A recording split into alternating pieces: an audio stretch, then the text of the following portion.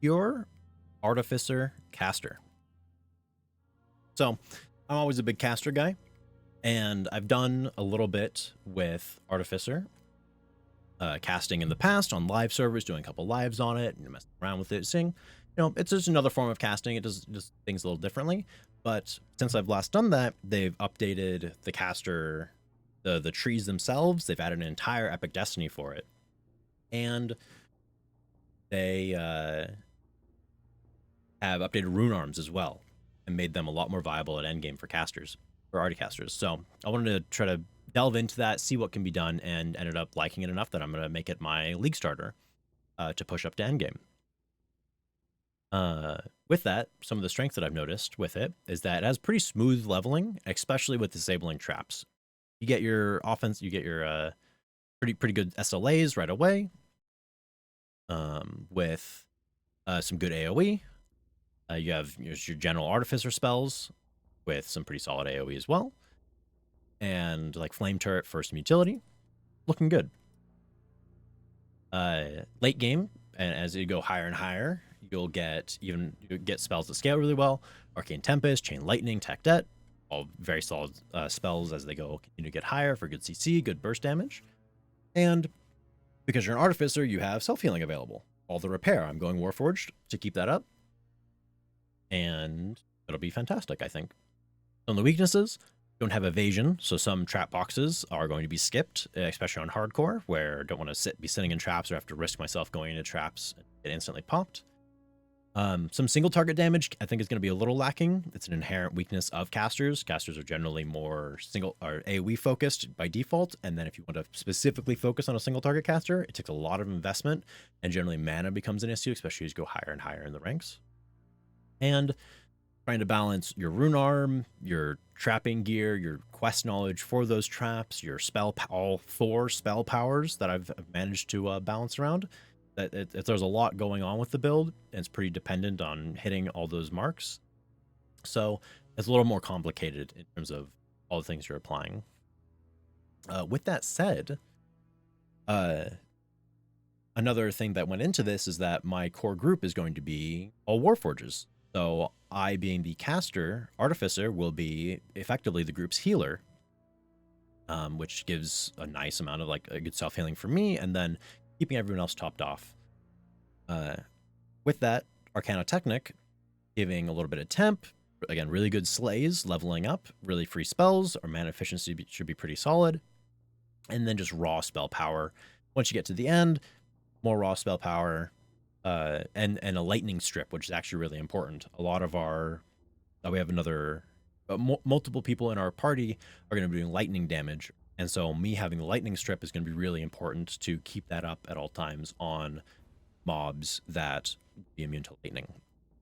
Our secondary splashes in the Warforged tree, bunch of defenses, a little bit of spell power, a little bit of defense going on, and then the Battle Engineer tree for whenever we're charging up a rune arm, we get universal power and then more stable charge at infused weapon 1 and 2, as well as falconry for speed boost.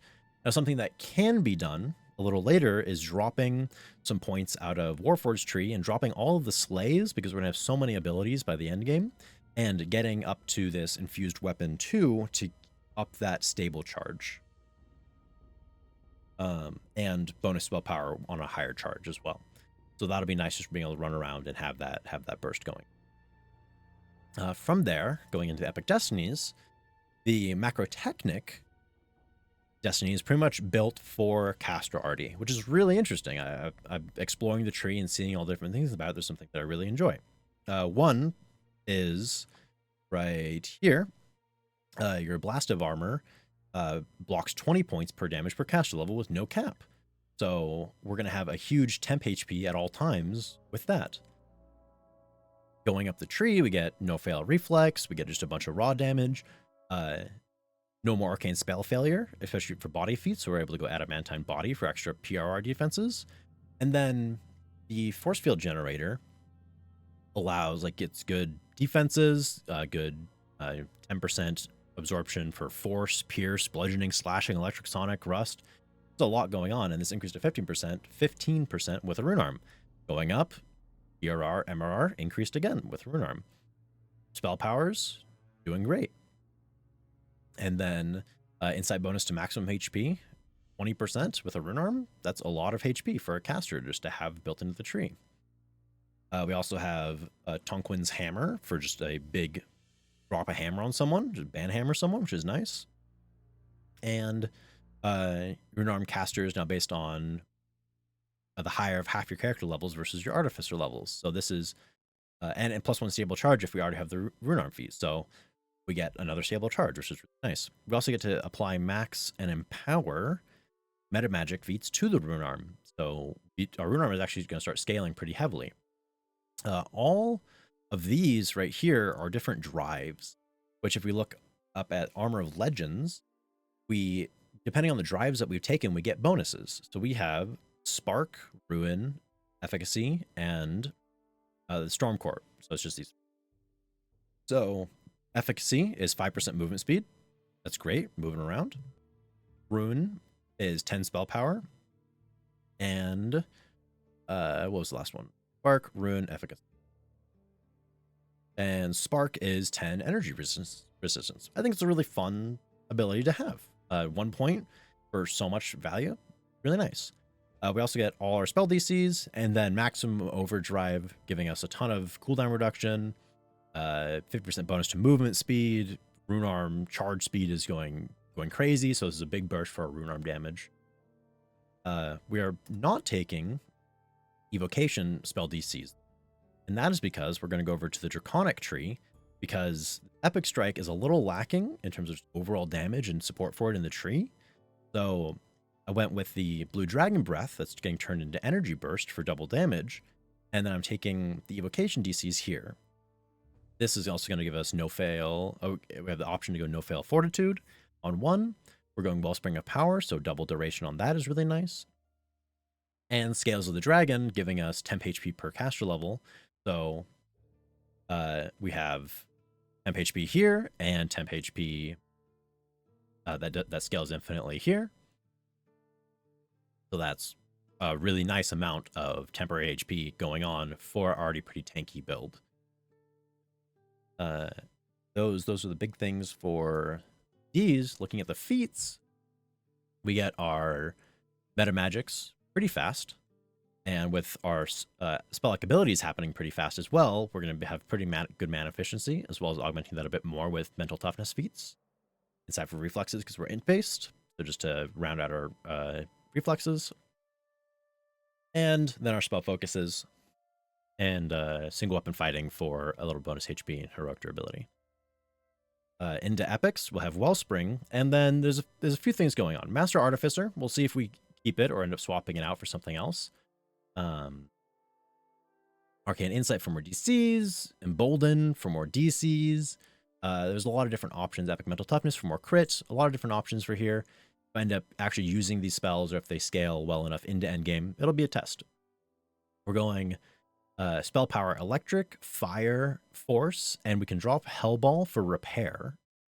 And all of these give bonus spell power to the respective elements, as well as crit damage, which is very nice. We're trying to scale crit damage up as much as possible. Embolden and Intensify for bonus DCs and damage. And then Hellball, I'm going to explore a bit with. Not super sure how to go. If I end up not liking it, I'm going to swap it with Arcane Pulse. This is going to start pumping a lot of single target damage and help share up that little bit of single target damage lacking. I can also go with another 5 crit damage if I... with that, Scion of Air for electric crit damage, electric spell power, a little bit of dodge, which is nice, evocation DCs, everything that we like. Yeah, so that's all the feats. Looking at our sets and our equipment, running Arc Steel for 6% crit, because this scales, this is a different crit modifier than just an artifact to universal and specific stack. So this is artifact to electric, fire, force, repair, which are all things that we mainly use, as well as power, +3 int, DCs. Fantastic. We're going Dread set over the Forbidden set, and we lose 1 profane ability and 1 profane DC from this, sadly. But we're able to mix and match our uh our feats, or sorry, our spell powers and overall gearing a little bit better with this set. I ended up making 4 or like 6 or 7 sets, and this is the one that I think I'm gonna end up going with. Another option I'll go over a little later. So we have the Plasma Core, which is a part of the Arc Shield set. Dust Goggles, which gives us all of our evocation DCs fixed. Evocation, Insightful Evocation, Quality Spell Focus, fantastic. So we've seen Profane, which we get from our set, and Artifact from our set as well. And then Sacred, which we get from get to a little later. We also have 3-piece Autumn for 6-piece Universal Artifact Spell Chance Crit, which, like I said, stacks with this artifact to Electric Fire Force Repair, because this is universal. This is everything. Also giving us a little more spell power. We have this for an Autumn set, as well as our Quality Con, a little Quality PRR, which is nice. Heal Lamp, it'll be nice in a bigger party if I need to get healed from a healer themselves. Blue Raptor, Dread Owl set, fixes our sheltering, nice little resistances, good luck, solid overall, nice little trinket. Insightful Con on our Autumn with lesser displacement for 25% Incorp, or concealment. 14 Con on our belts with Ghostly, so now we have 10% incorporeality, 25% displacement, fantastic. And this gives us our Dread Owl's Curse. This is a stand-in at the moment for Legendary Ring of the Unlocked Mind. And this will give us our quality int, little quality potency, and then exceptional universal spell lore. And this is one of the few places to get it that's not on armor or a set. Then we have the attunement gloves. I missed Arcsteel. Gives us insightful sheltering, and then our just general spell focus mastery in case we're casting anything else. Arcsteel set, and then our last Arcsteel set with our lightning. So be lightning lore, main lightning, and quick draw. We're using the Dinobone artifact for our main int, and then our electric spell crit, and our sacred DCs, which is very nice. And then the Duskbone for the last piece of our Autumn, giving us Profane Life Force. This also adds Ghostly again. So we have our more Incorp. And then our Bronze Bracers for our last Dread Owl set, which is our Reconstruction, in air.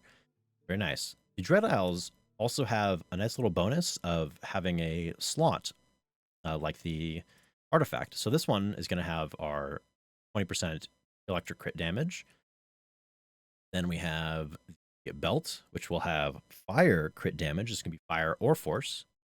And the trinket, which again, fire or force. And that is that. Our weapon is going to be either the Reliquary Kinetic Scepter or the Malleable Scepter of Impulse. This has Insightful Impulse on it early, which is nice. The Shiny Reliquary can be turned into the Defiled Reliquary, which has a big chance of doing the untyped destruction or disintegration damage, which is nice. This is where our Impulse is going to come from. And then finishing out our Dread Isle set, we have Old Ironside and Cannon for our combustion and fire floor. So this is Impulse, Fire, Reconstruction, Lightning. So we're running 4 different spell powers. We have everything for it. We'll have quality Impulse here. We can have Insightful Impulse here. We're missing Insightful on other things, but that's fine. Our spell power is still looking very good. Very simple caster augments. We will have 4-piece irrevocable autos, irrevocable power for +2 DCs and a little MRR. Con and int for that, and then Eye of the Beholder for more DCs, double int, MRR, spell power. From there, look at our spells right fast. So spells, notable things. We have a Blast of Armor for a bunch of temp HP. Lightning Sphere for leveling up will be nice.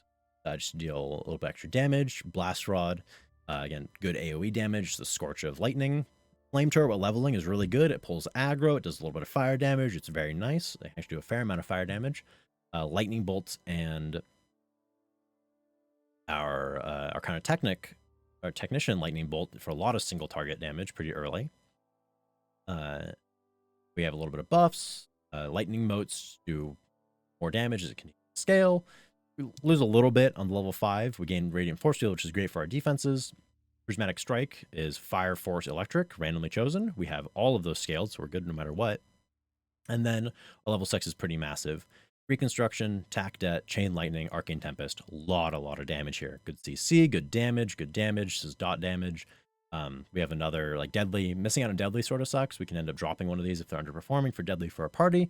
But we also have other Artificers around to give Deadly.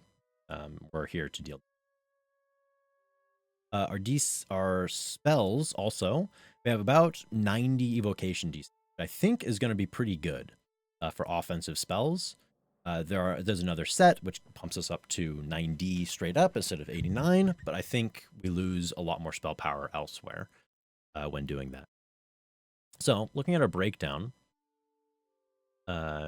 we are going to have around 70 int, 60 con, pretty solid overall, can't complain. Not too bad reflexes with insightful reflexes, 72. 64 will help us with that. And then we're Warforged plus having freedom of movement. If we have anyone in the party that's going to be able to give that, then that takes care of a lot of our saves.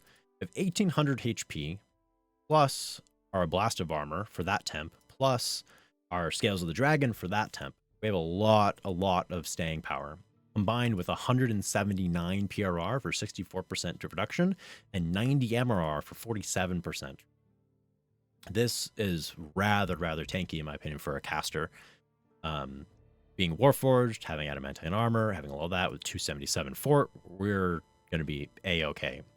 They'll have action boost sprint for just general movement, along with 10% incorp, 25% displacement. Very good in my opinion. Then we have our magical breakdown. I'm going to go over the schools, the spell power, and then crit, and then multi. Do that. So our spell powers, because we're scaling 4 right now. Electric, 873. Wait. We have to look at stances right fast. So this is without Wellspring for an extra 150, without Empower for an extra 75, without Maximize for an extra 150 again, so that's 375. And then Intensify, so now we're up to 450. We're going to go up to level 3 Rune Arm, and this will eventually go higher if we drop our SLAs and go Infused Weapons. We'll bump that up to 4, but just being pretty reserved. And again, additional 450 spell power if I'm turning on all my meta magic. So this is just standing. We almost have 900 electric spell power, 800 fire, 768 plus 30, so almost 800 force, and even 700 repair. So our spell powers are pretty cranked. Again, go stances, we can click all of these on, and now we're looking at 1350, almost 1,000, or sorry, almost 1250, 1200, 1,000, 1100, 1150 on repair. Our spell powers are disgusting. But the thing with, you have to augment that with your crit chance. So we have 44 lightning crit, 45 fire crit, 45 force crit, and 40 repair. So our crits are also not shabby at all. Like, we have 40s, but this is also not counting this is the wrong ring, not counting the Unbridled Might ring, which has 5% spell lore. So this is actually, we have about 50 spell crit on electric, fire, force, and 56 on repair. So half the time we're going to be critting with our spells, which is great. But that doesn't matter if you don't have crit multiplier, which we have 105 right now on our electric. This gives crit damage, so let's take off Wellspring, that's 20. So I have 85 electric, 50 fire, 45 force, and we can swap these around depending on what damage source we're doing by endgame. And then only 25 repair. That's still pretty good. So overall, a lot of damage going on. And I'm really looking forward to seeing how this build does in depth.